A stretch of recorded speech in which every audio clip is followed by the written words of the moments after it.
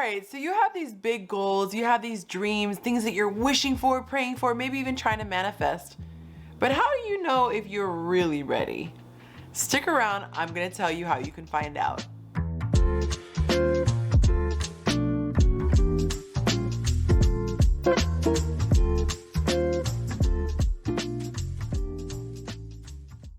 Hi, my name is Yonci and welcome to my channel, Chasing Yonci. Each week I give you videos on mental health and a little bit on love, dating, sex, and relationships. I feel that if everyone is better whole as an individual, we're gonna be even better when we come together. And then the world will just be a better place. So go ahead and hit subscribe if you want more content like that. And please take a moment to like this video so YouTube knows that this is the good stuff that they should push out to everybody out there in YouTube land. Now, let's get into today's video. How in the world do you know if you are ready for that thing that you have been hoping and wishing and praying for? This is how you know. So all the stuff that you're asking for, have you ever taken the time to think, am I really ready? Let's just say you want your own place. Well, how do you take care of your bedroom? Let's say you have a dream car that you want. Are you keeping up with the little hoopty that you have right now? Maybe you want millions of dollars. Well, what are you doing with the 40,000 that you have right now? Are you squandering it? If you understand how important it is to treat the little things like you would the big things, this would make a lot more sense. Just think about it. You're asking for more, but are you really being a good steward with the little that you currently have? Now I'm going to have you think about a few things. Why does a parent who's starting their child out with an allowance start out with maybe 50 cents or $1? I mean, I'm sure there's probably inflation, so maybe the kids get a lot higher these days. But think about a job position. Why does it start as an entry-level position? Why don't people fresh out of school or fresh into the job market starting at the top? Why aren't they the CEO? Why do new drivers get a hoopty from their parents? Something that's been passed down. Why don't they get keys to the brand new luxury vehicle that the parents own? Or how about this one?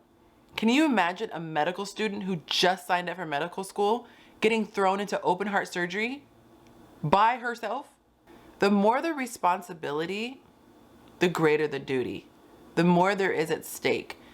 And so if you look at life truly as a journey, right? You don't look at it as just this destination. My life is not going to start until I reach the destination.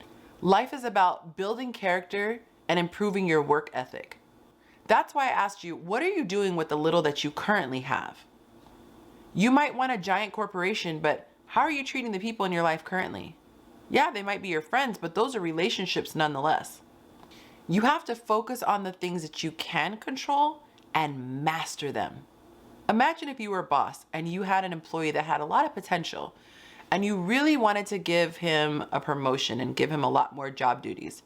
Well, what would you do before you were comfortable handing over that new position or that new title or that new amount of responsibility? You'd see what they were doing with what you gave them. You would see how they handled the task at hand, no matter how small. Because you're looking at work ethic. You're looking to see if this is a person of their word. You're looking to see if they're reliable. You're looking to see how they work with other people. You want to check out their ethics. They don't have to be the top dog before you see their character. Character is all about what you do when no one is watching and no matter how small the responsibility. So you got to really ask yourself, am I even prepared for the blessing that is to come? Let's say you want more clients. Well, are you prepared with inventory? Do you even have a system in place set up for more orders? I remember the Oprah show, she had My Favorite Things episode. And there was plenty of stories where she had people come on and she showcased their products. But then what would happen is all these people were watching. I'm imagining millions and millions of viewers, right? Watching Oprah in her prime. And so all of a sudden they would get inundated with orders. If you had asked them before the show, like, do you want success? Do you want more sales? Do you want more clients? Everybody would say, of course. But they didn't prepare for an onslaught of orders overnight. So you have to make sure that you have a storehouse prepared for the blessings that you're praying for. It's actually a blessing that the universe usually grows things incrementally, because if it happened overnight, a lot of people couldn't handle it. It's the reason why people go crazy when they win the lottery or they get super famous, because they're the same person they were the day before, but suddenly their whole life has changed and now they have more responsibility, more eyes on them, more access to things. And so if you aren't disciplined beforehand, you certainly are not going to be disciplined after the fact. So what kinds of things can you take control of no matter how much you have? You could be punctual. You can focus on being positive. You can make sure that you are always a person of your word. You can be kind. That costs nothing. And be consistent. That one is huge. Be consistent. Basically, you have to master adulting.